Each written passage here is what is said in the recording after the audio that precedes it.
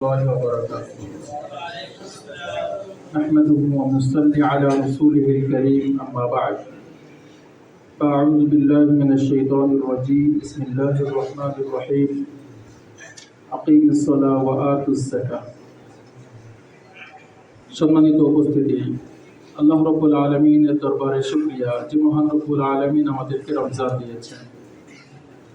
দীর্ঘ প্রায় 2 মাস পূর্ব থেকেই আমরা আল্লাহ তাআলার কাছে দোয়া করে আসছিলাম নবীজির শিখানো দোয়া, আল্লাহুম্মা বারিক লানা ফি রাজাব ওয়া শাবান ওয়া বাল্লিগনা রমাদান। আল্লাহ হয়তো আমাদের দোয়াকে কবুল করেছেন, বিধায় আল্লাহ আমাদেরকে রমজান দিয়েছেন। রমজানটাকে আমরা সুস্থ সুন্দরভাবে কাটানোর জন্য যে যার মতো সর্বোত্তম চেষ্টা করতেছি। আল্লাহ আমাদের এই চেষ্টাগুলোকে বরকত দান করেন, সকল বলে আমিন। সম্মানিত উপস্থিতি, আমরা সামনে ব্যানার দেখতেছি যে সরকারি যাকাত ফান্ডে যাকাত সংগ্রহের লক্ষ্যে দরিদ্র বিমোচনে যাকাতের গুরুত্ব তাৎপর্য শীর্ষক আজকের এই আলোচনার সেমিনার। কোরআনে কারীমের মধ্যে অনেক সংখ্যক বার যাকাতের কথা আলোচনা হয়েছে। নামাজের পরপরই যাকাতের কথা আলোচনা হয়েছে।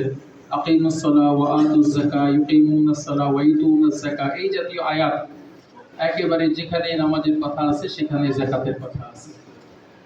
এই দুইটা জিনিসের তাৎপর্য হিসেবে উলামায়ে কেরাম বলেছেন, যে ব্যক্তি নামাজ পড়বে আল্লাহ পাক তার জীবনে এই পরিমাণ বরকত দিবে যে সে যাকাতের মালিক হয়ে যাবে।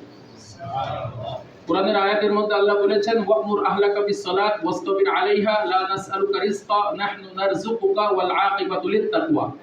হে নবী, আপনি পরিবারস্থ ব্যক্তিদেরকে নামাজের আদেশ করেন, আপনি নিজেও নামাজের ব্যাপারে পাবন্দ হন, গুরুত্ব দেন।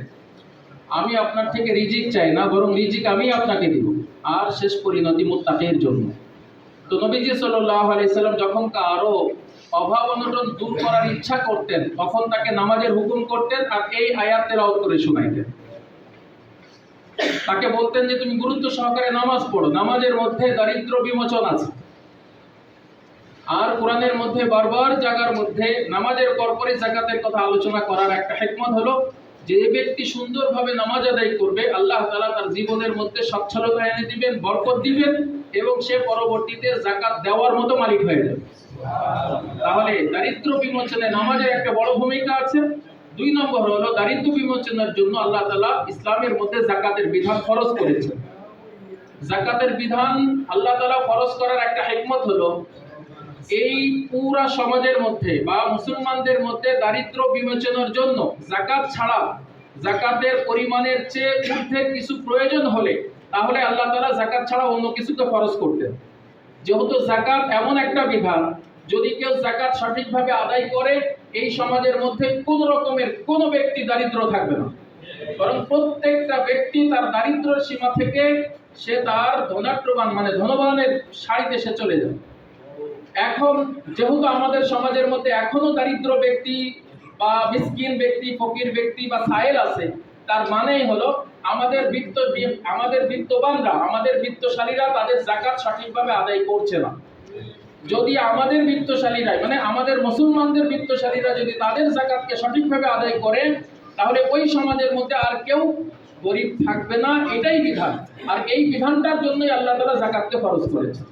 এই জন্য আমরা আমাদের যাকাতের বিধানটাকে ব্যাপকভাবে আমরা আমাদের অঙ্গনগুলোতে, মসজিদগুলোতে, আমাদের জায়গাগুলোতে আমরা বলবো, যাতে করে মানুষ এই যাকাতের ব্যাপারে অনুপ্রাণিত হয়।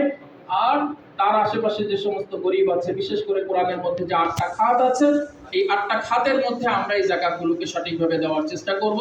সেই খাতের মধ্যে আমাদের ইসলামিক ফাউন্ডেশনের পক্ষ থেকেও একটা খাত আছে, সরকারিভাবে যাকাতের ফান্ডে টাকা দিলে সেই টাকাটা তারা সঠিকভাবে আদায় করে। তার মানে আমাদের এই জেলাতে একটা যাকাতের বোর্ড আছে বা যাকাতের একটা কমিটি আছে, সেই কমিটির মাধ্যমে আমরা যে টাকাটা জেলা থেকে উঠিয়ে দিই সেই টাকাটা কেন্দ্রে যায়, কেন্দ্রে থেকে অর্ধেক পরিমাণ টাকা আবার এই জেলার জন্যই বরাদ্দ হয় এবং এই জেলার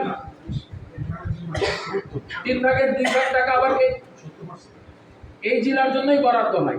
এই বরাদ্দকৃত টাকাটা আবার আমাদের এই যে জেলার মানে থানা পর্যায় থেকে ইউনুস সাহেবদের মাধ্যম হয়ে গরিবের লিস্ট তৈরি হয়ে আবার এখানে জমা হয় এবং এখান থেকে যাকাত বোর্ডের মাধ্যমে বা কমিটির মাধ্যমে সেটা বন্ধ হয়। সেই হিসাবে আমরা উদ্বুদ্ধ করতে পারি। আশা করা যায় সঠিক খাতের দিকেই ইনশাআল্লাহ ব্যয় হবে। আল্লাহ তাআলা যেন আমাদেরকে তৌফিক দান।